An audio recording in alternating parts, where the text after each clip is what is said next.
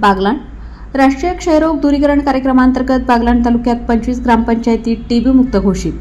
बागलाण तालुक्यात राष्ट्रीय क्षयरोग दूरीकरण कार्यक्रमांतर्गत क्षयरोग नियंत्रण व निर्मूलनासाठी उल्लेखनीय कार्य करणाऱ्या 25 ग्रामपंचायतींना टीबी मुक्त पुरस्काराने सन्मानित करण्यात आले।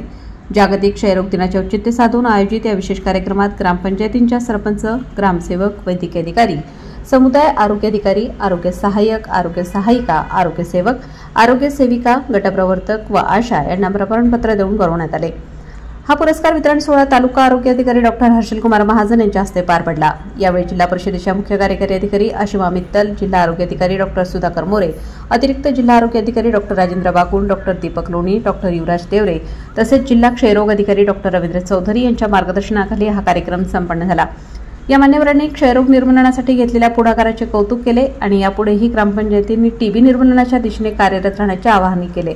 कार्यक्रमाच्या यशस्वी आयोजनासाठी विस्तार अधिकारी नलेश देवरे, किरण शेवाळे, युवराज खरे तसेच तालुका आरोग्य अधिकारी कार्यालयातील यश शेवाळे, विजय भोपे, राहुल पवार, आशा हिरे, योगेश मुंजाळ, किरण भांबरे, हर्षाली पवार यांनी विशेष परिश्रम घेतले।